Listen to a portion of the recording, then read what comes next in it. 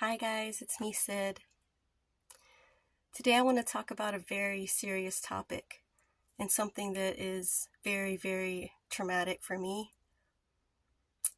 And I couldn't talk about this in the past, but I've done a lot of healing over the years, and I feel like this needs to be exposed because it was hidden, and I don't think anybody even knows in my family that these things happened to me.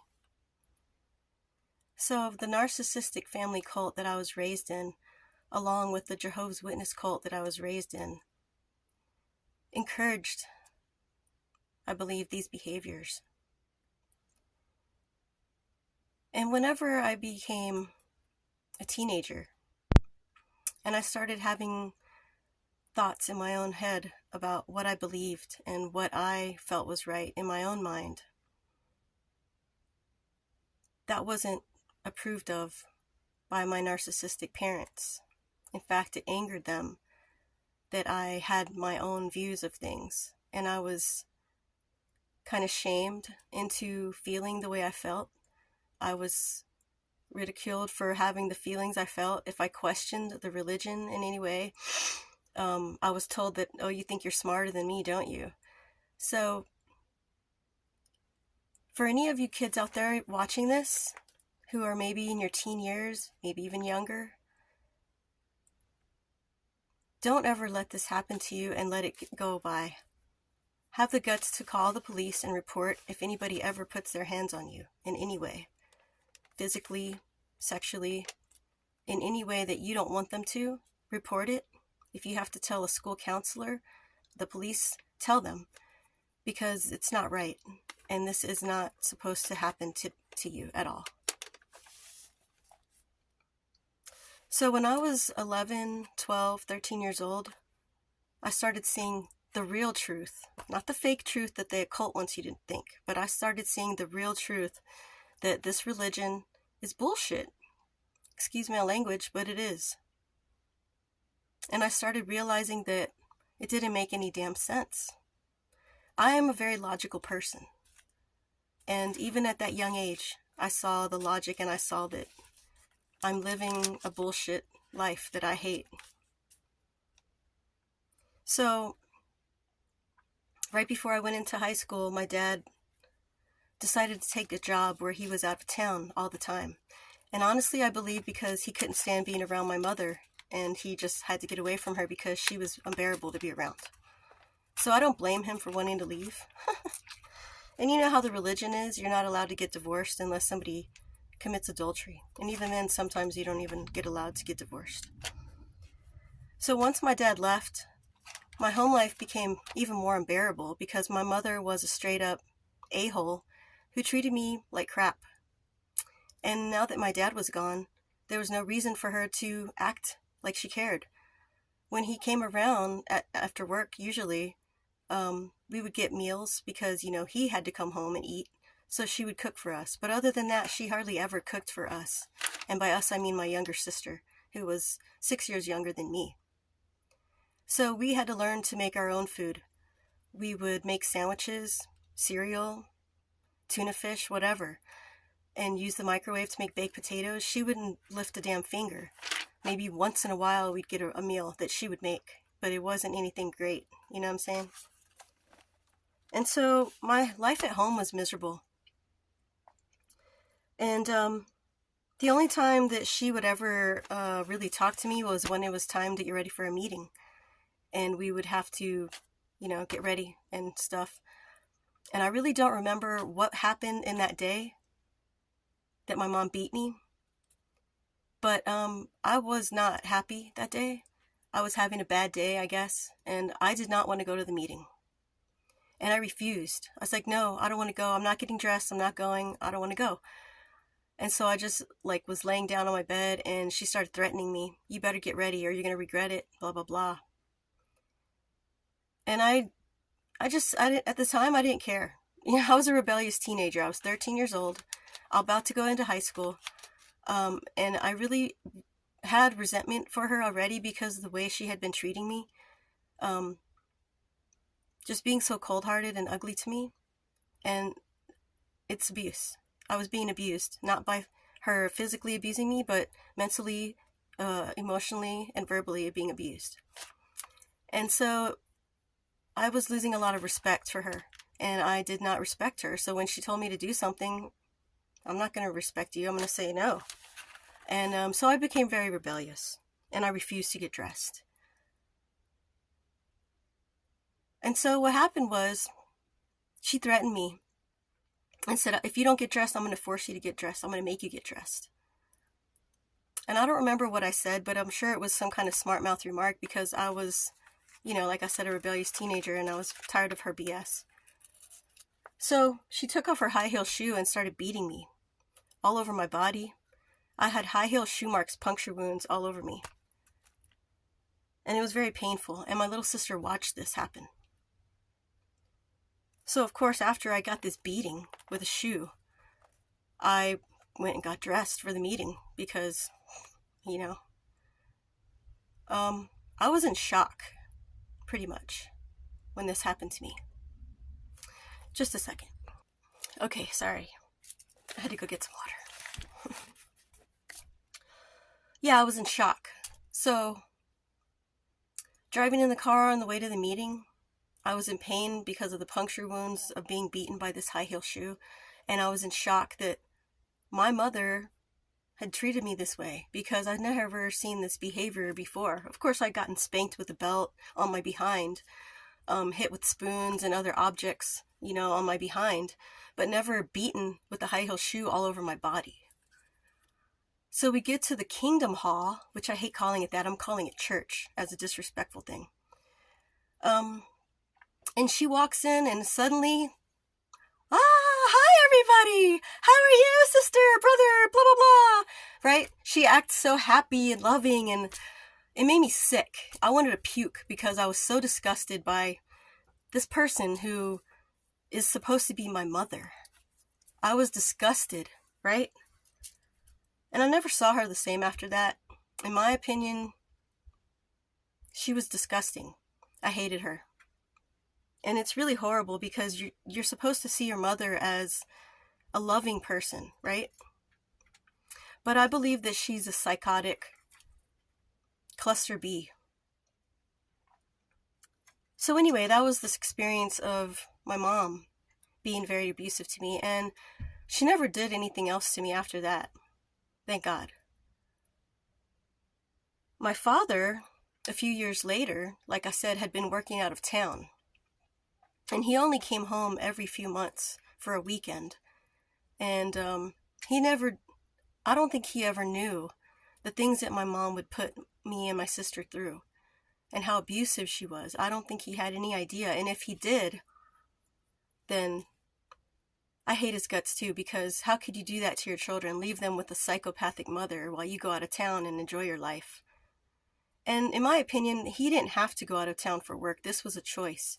He could have gotten a job somewhere else, and to stay local. Like I said, I just believe that he wanted to get away from this crazy bitch of a mother that we had to deal with, and that he was stuck with, because you're not allowed to get divorced. So anyway, my dad was home one weekend, and he had no idea of the things my mom had done to me. I didn't ever tell him. He had no idea of how she was abusing us mentally, psychologically, by not cooking for us, making us feel like we didn't matter to her. She did other things. I can't really remember now, but there was little comments and other things. And so one day, I don't remember what was happening. I just know the incident. Me and my mom were arguing about something, and I called her a witch. Instead of the B word, I called her a witch. Well, this really pissed my dad off, and he went off, and he grabbed me by the neck and choked me and threw me against the wall and choked me for a little while. I had bruises all over my neck for a week. And I was shocked by this, because I looked at my father as more of a loving person than my mother. But I realize now that he wasn't really more loving. It's just because I was his golden child, and he wanted me to be his... I don't know. He was using me as to marry me off to an elder, and then that would make him look good in the congregation. And so that was his plan, to groom me to be an elder's wife, and then by me marrying an elder, that would somehow elevate him in the congregation. So he was nicer to me, and he treated me more like his golden child.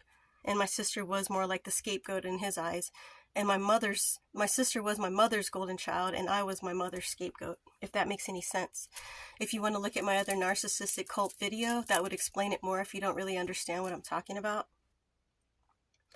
So I had a boyfriend at the time in high school who saw the bruises on my neck.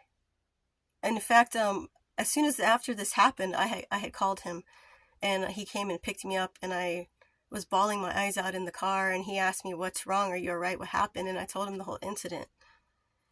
And he was furious. This wasn't my husband, this was another person. And he was like, "You know what? We're going to jump your dad. We're going to kick his ass for that." And he had some friends who were in a gang, and he had got them together, and they're like, "Just say the word and we'll do it. We'll jump your dad and we'll kick his ass for doing this to you."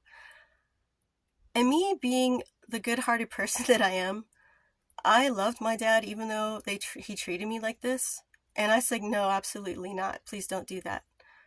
And I'm glad I did that, because that would have been wrong. And I don't think violence, it's like fighting fire with fire. Fighting violence with violence, how is that going to do any good, right? So anyway, I just wanted to tell these stories because at the time it was so shocking to me. And I didn't have I don't know why, but it's like I was so beaten down that I didn't even have the knowledge or thought to call the police on my parents for abusing me and reporting, "Hey, I'm being abused. I got beaten with a high heel shoe. I have proof on my body that you can see. My sister saw it." I could have called the police and reported this. I had bruises on my neck. I could have called the police and showed them, "Look what my dad did to me." But for some reason, I didn't. I took it. And I feel it's because of the narcissistic cult that kept me submissive to the rules, right? You don't talk about your abuse.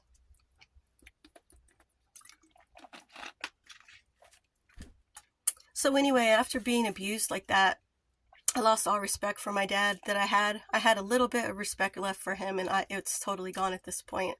He was in the same category as my mom at this point, and so as a teenager, this is very hard to handle. If you cannot trust your own parents and you have to live in the same household with them, this is extremely difficult.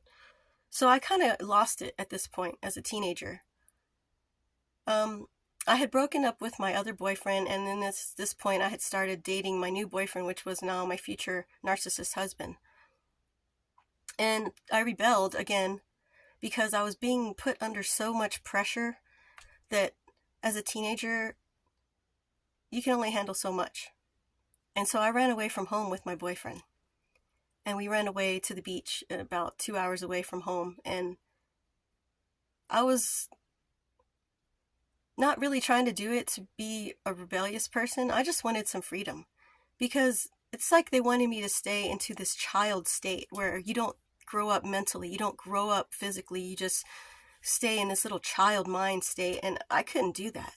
I'm too strong-willed of a person. I'm an Aries. I have fire in my soul. You can't force me to be submissive, and it's not going to happen. And that's how I've always been. And they tried to beat it out of me, but it didn't work. So I ran away from home for at least 3 or 4 days. And they had a private investigator looking for me, and they could never find me because they had no idea where I was. I was at a friend's house who had their own beach house, and it sounds fun, but it really wasn't. It sucked. We had no money. There was no food. We were like scrounging for ramen noodles, and it sucked. But at least I got some time to be away, and I had some freedom, and that was fun.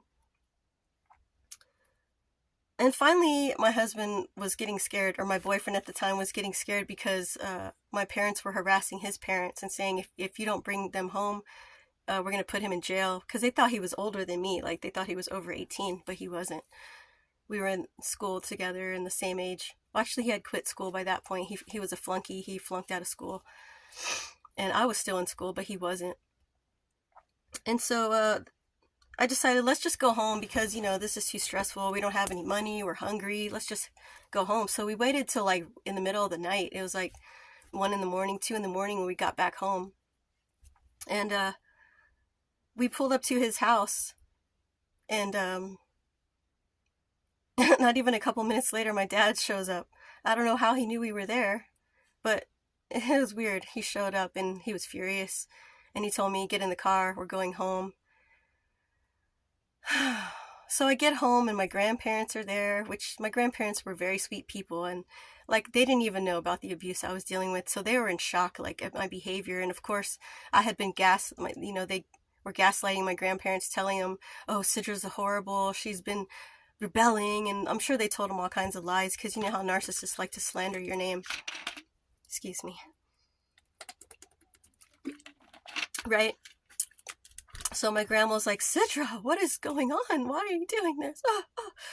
And my poor grandma was so confused. Anyway, so the next day the cops come to the house, and this private investigator is there, and he's got this really ugly attitude towards me, and he's like, if you ever run away again, you'll be looking down the barrel of a gun. And I'm like, really? Like, this a-hole doesn't even know what I'm going through. You don't know the shit that I have to deal with, and you're talking to me like that? Oh man, I was so mad. I just wanted to do something to him, but you know, that's the way cops are, I guess. I'm starting to learn that cops are really a-holes, and I hate to say that because I don't want to be a cop hater, but I have some reasons to hate cops. Anyway, so the moral of me telling these horrible stories of my life are to let you know, if you're a kid out there, a teenager, and you're living in this Jehovah's Witness cult, and you have a-hole parents who are treating you like this, do not accept this behavior. Call the police, call Child Protective Services, tell your school counselor, whatever you have to do. Do not accept this behavior. I don't care if they're your parents. If they're doing this to you, they don't love you. They don't care about you. They're evil. They're not good people. Don't have sympathy just because it's mommy and daddy. No, they're evil, okay? A real mom would never touch you that way.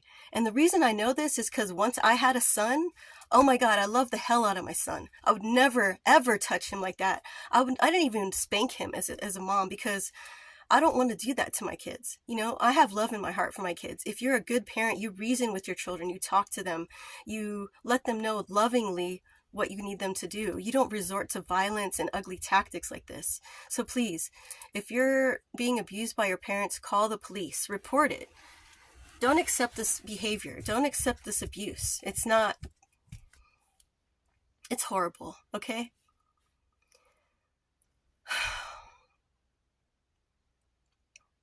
I don't know how I healed with this at the time.